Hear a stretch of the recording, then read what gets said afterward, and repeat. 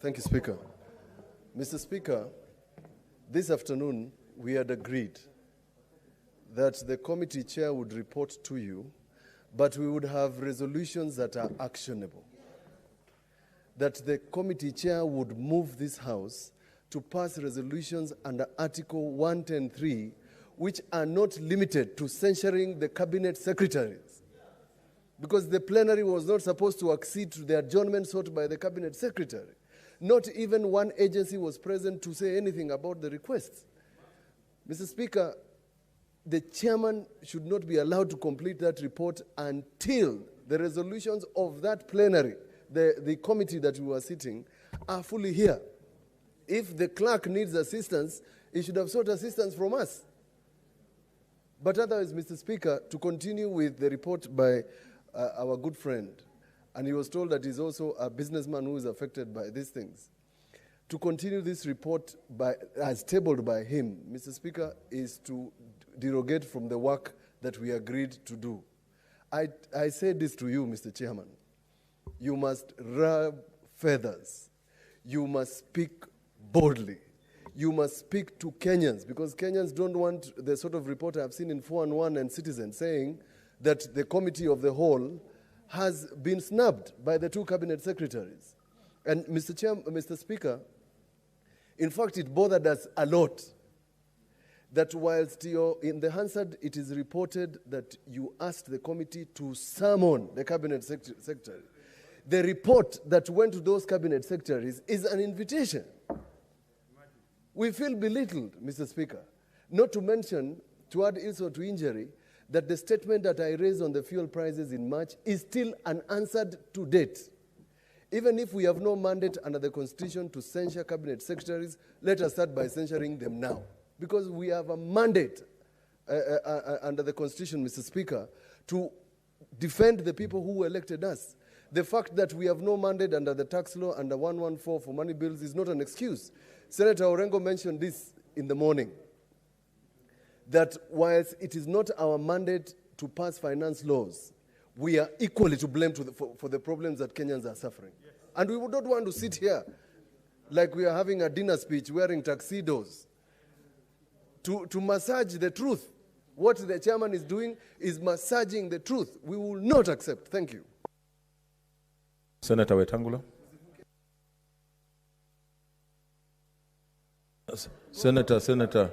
Senator Maina.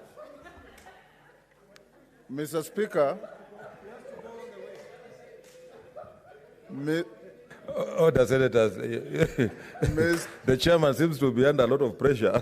He's even forgotten the rules. Mr. Speaker, the chairman must be put under pressure. This is serious business. Mr. Speaker, and I want the chairman to sit and listen to us instead of engaging Senator Mutula Kilonzo. Mr. Speaker, the chairman should sit and listen to us. There's a point of order. He's on a point of. Are you on a point of order? Yes, I'm on a point of order. He's on a point of order. Mr. Speaker, this morning up to the afternoon, there were more than 20 senators here. And Mr. Speaker, members spoke candidly and seriously. The distinguished senator for Busia was very candid in his presentation, and so were all other senators, Senator Orengo, Mutula, Senator Cheriot, all of us. And Mr. Speaker, when we left, we gave the chairman a clear direction that he was going to bring a statement, a report that will deal with the issue of hiking fuel prices, skyrocketing electricity bills, and above all, Mr. Speaker, the conduct of two ministers and their attitude towards this House. Mr. Speaker, it is very offensive to this House for two ministers to be invited to come to the House to deal with a matter of national crisis, and none of them turns up, not even their PSS, not even a representative to come and tender an apology as to why they were not here. One minister, in fact, Mr. Speaker, Mr. Keter, a former colleague here, simply send a message that this doesn't concern him. This is serious, Mr. Speaker. And what my good friend, the chairman, the distinguished senator for Nyeri, has read here is a total departure from what we agreed. And we had agreed, Mr. Speaker, that he brings an interim report that will trigger debate on a matter of serious national importance that is engulfing the country today.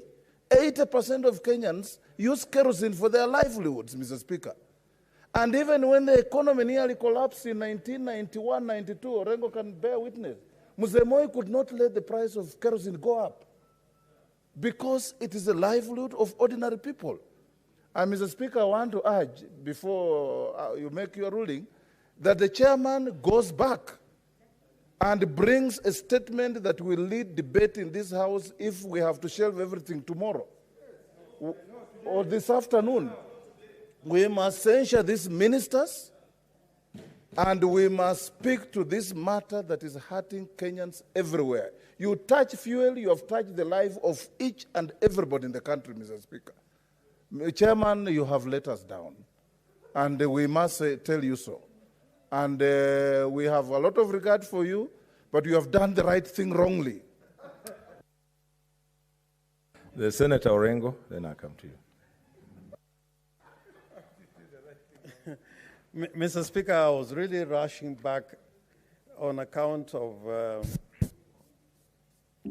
the proceedings of the Committee of the Whole, which met this morning.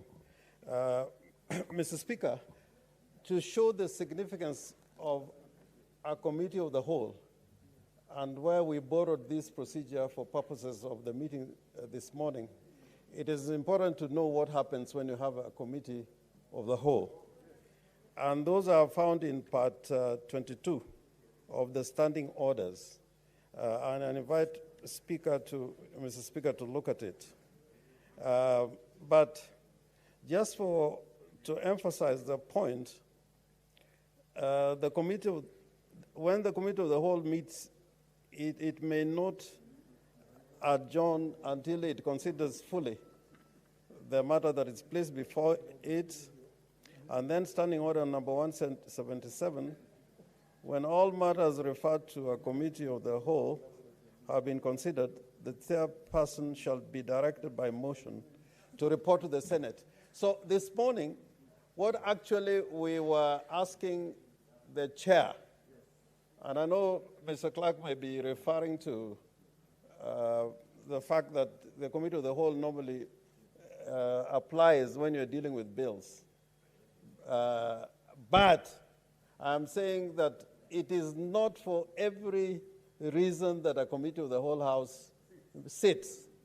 And it is important that the Committee of the Whole House, and I want to correct the chairman here, because I saw in that report you were saying that he's the one who convened the Committee of the Whole.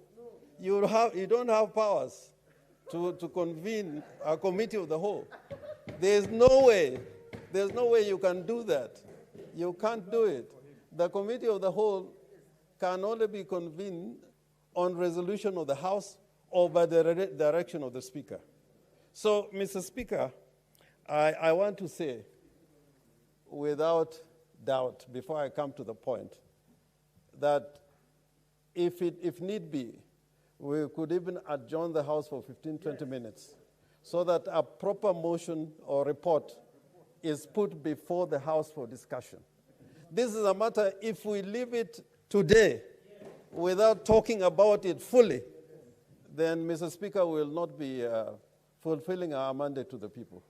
Even where I was in the last 1 hour, the question that people were asking me constantly is, what are you doing about this increase of fuel and the burden that it is placing on the ordinary people?